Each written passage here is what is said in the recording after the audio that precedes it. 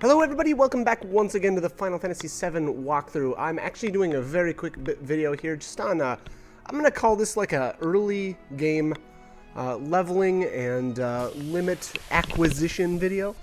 I specifically picked this area here for a couple of different reasons.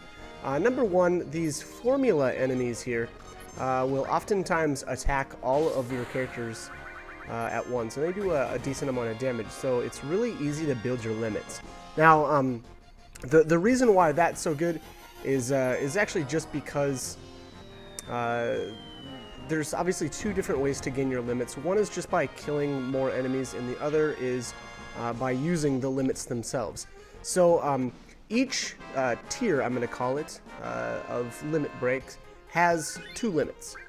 So level 1 limit breaks, we'll just say for Cloud, is Braver and Cross Slash. Now, in order to get Cross Slash, you need to use Braver 8 times, and that's that same 8-time use is applicable for all 3 of his tiers. So like his level 2 as well as his level 3. Here I accidentally ran out of the forest on accident, so my bad. I don't actually really like to fight these enemies out here. I don't feel like they're as good for the purposes, but my bad. Anyways, you know, again, the limits and acquisition is basically the same for all tiers, and for most of the characters. There are a few specific characters whose limits work a little bit differently. I'm not sure if I'm going to say this right, but Ketchi is one of them. The big Moogle doll guy. He only has 2 limit breaks, I believe. And I believe he starts with the first one by default, and the next one is just kill 80 enemies. Now, you know, and again, there's at least one other character that kind of behaves a little bit similarly. It just doesn't have the same amount of limit breaks as everybody else. But, anyways, so that's the way you acquire the level 1, 2, and 3. All the players level 4, when applicable, are actually items obtained throughout the game. And so, you know, we won't run into those for quite some time, but just know that that those are out there, and that's a different method. So, the other thing is, obviously, I did mention it. It's 80 enemies to get your next tier of limit break. So, for Cloud, you've got obviously. So he starts with Braver. Use Braver 8 times. You'll get. Cross Slash, sorry, I had a mind fart there, or brain fart, whatever they're calling them these days. And then in order to get his Blade Beam, which is actually his level 2 limit break, you need to kill 80 enemies.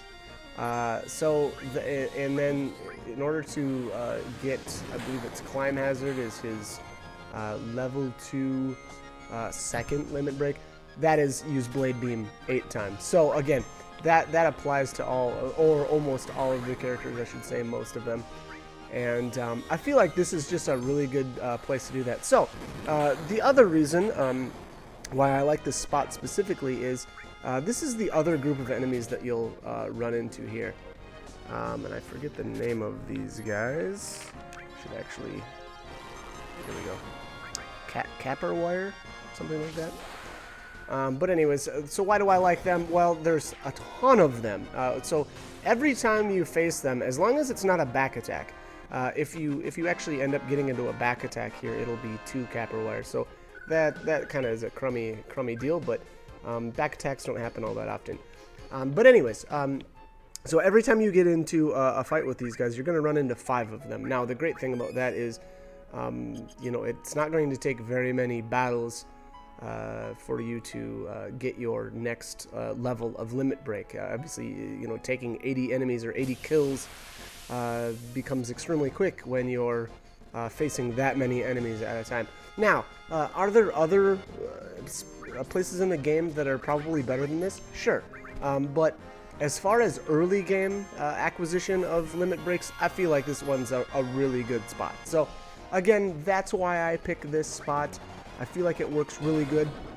Now, on top of all that, keep in mind that if you use things like Matra Magic will has the tendency to miss if you've got your characters under the Fury status, which is one of the things that I do when I use this process. Now, how do we get around that? Well, you can actually just use a summon instead.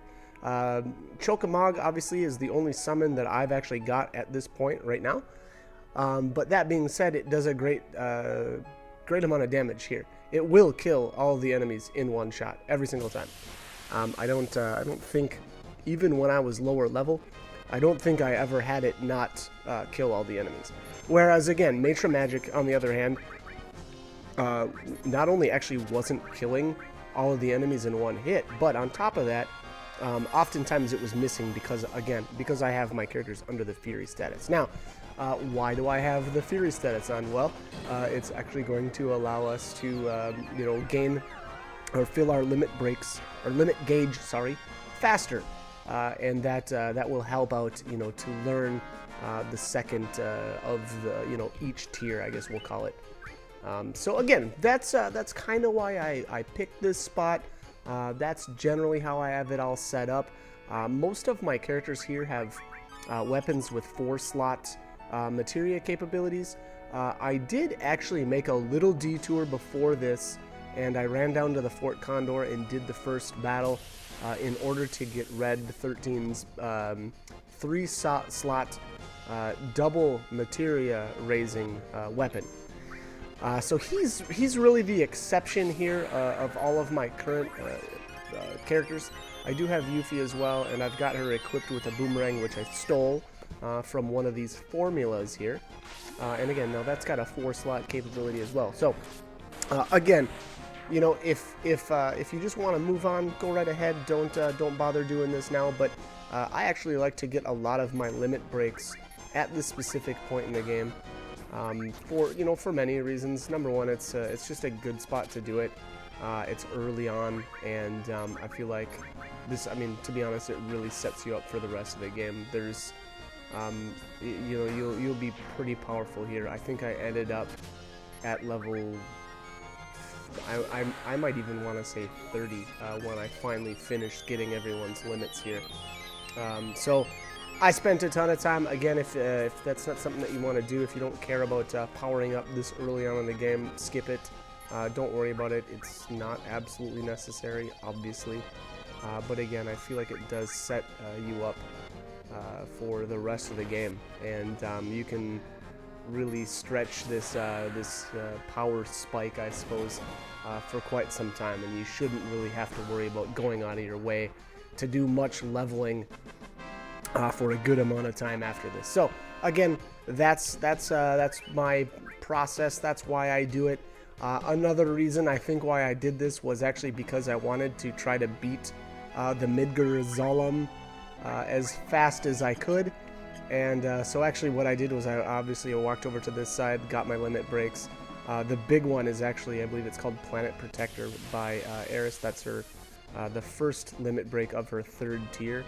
And that actually makes your characters invincible for a couple of turns.